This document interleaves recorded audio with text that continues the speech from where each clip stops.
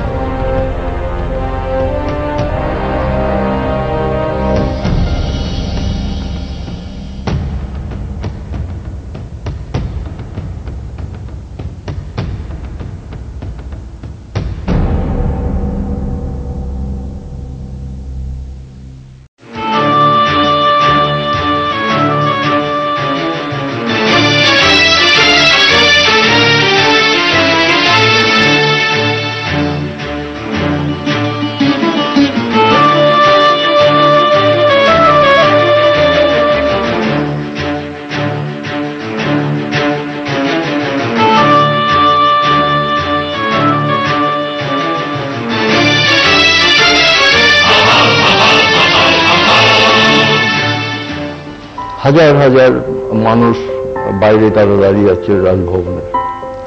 তারপরে আমরা বেরিয়ে এসে ওইখানেই আমাদের একটা জিপে দাঁড়িয়ে বসে বক্তৃতা দিতে হলো। এবং আমি বললাম যে আমাদের অনেক কর্মসূচি আছে, সেটা রূপায়িত করব সাধারণ মানুষের সাহায্য নিয়ে। আমরা শুধু রাইটার্স বিল্ডিং থেকে আমরা সরকার পরিচালনা করব না বা আমাদের কর্মসূচিকে রূপায়িত করবার চেষ্টা করব না।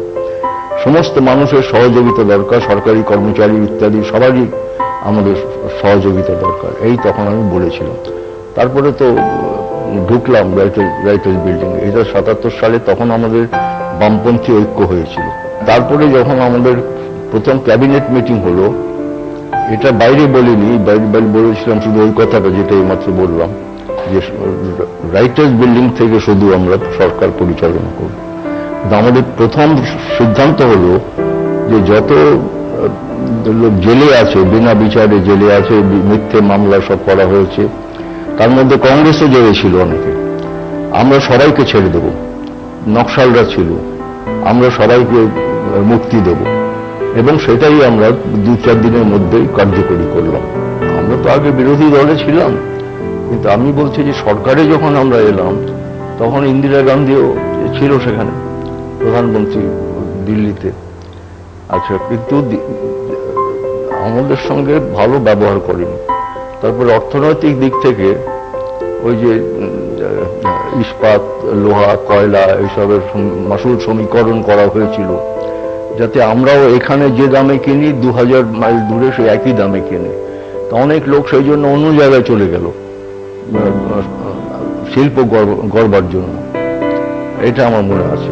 এবং এটা 5-10 বছর থাক আমরা বলেছিলাম, যে কারণ অন্য জায়গায়ও শিল্প দরকার, ওরা তো ভারতবর্ষের মধ্যেই শিল্প দরকার। কিন্তু সেটা চললো 40 বছর অবধি।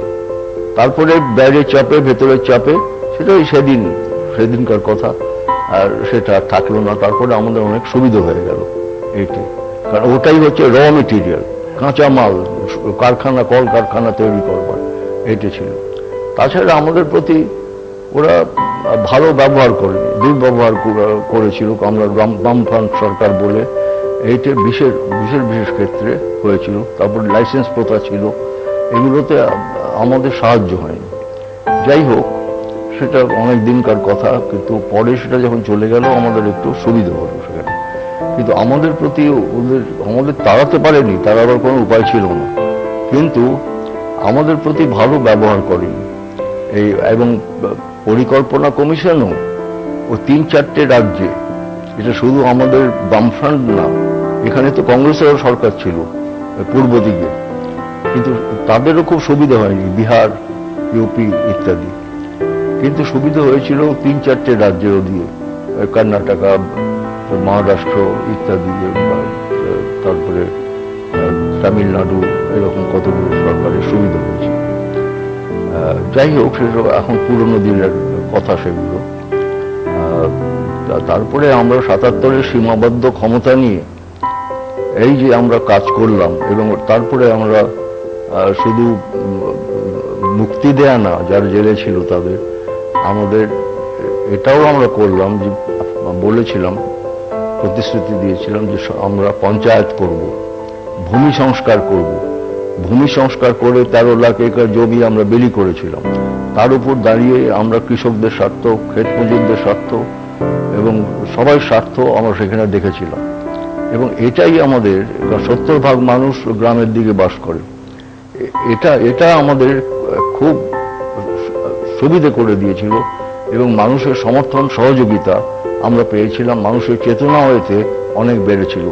এবং মহিলাদের জন্য সংরক্ষণও আমরা রেখেছিলাম সেই আইনে, যেটা পরে রাজীব গান্ধী আর কেন্দ্রীয়ভাবে একটা আইন করলো।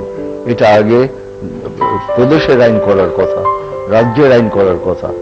উনি বললেন আমাকে যে আমার সরকারও তো করছে না, কাজে আমি বাধ্যতামূলক করব একটা আইন করে, দিল্লিতে একটা আইন করে। তা সেটা তিনি করলেন সেই পরবর্তীকালে।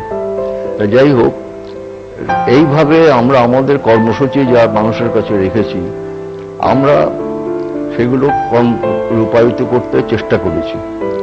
আর যেখানে আমরা পারিনি, আমাদের ব্যর্থতাও আছে কিছু, সেগুলো আমরা মানুষকে বলেছি, আমরা কিছু লুকিয়ে রাখিনি, যে কেন পারছি না, কোথায় আমাদের দোষ, কোথায় কেন্দ্রের দোষ, এইসব আমরা মানুষের কাছে আমরা বলেছি। এবং আমরা যখন আসি তখন তো ওই যাকে বলে লোডশেডিং চলছে, অন্ধকার, আমাদের বিদ্যুৎ নেই ইত্যাদি। এবং আমার মনে আছে যে 67 সালে যখন আমরা সরকারে আসি, তখনই একটা আমি চিঠি লিখেছিলাম ইন্দিরা গান্ধীকে, যে আমাদের বিদ্যুৎ এখানে নেই, এখানে কি করে কলকারখানা হবে, কি করে আমাদের অগ্রগতি হবে, আমরা গ্রামে বিদ্যুৎ দিতে চাই, এসব বলেছিলাম। তা উনি আমাকে চিঠি লিখলেন যে না, আমার অফিসাররা বলছেন যে আপনাদের এর পরের 5 বছরের মধ্যে আপনাদের আর বিদ্যুতের দরকার হবে না, আর যদি দরকার হয় আমি দেব। কোত্থেকে দেবেন কে জানে, তখনও গ্রিডগুলো হয়নি, সব আমরা দেব। যাই হোক, পরে আমরা প্রথমে খুব নজর দিলাম ওই বিদ্যুতের দিকে,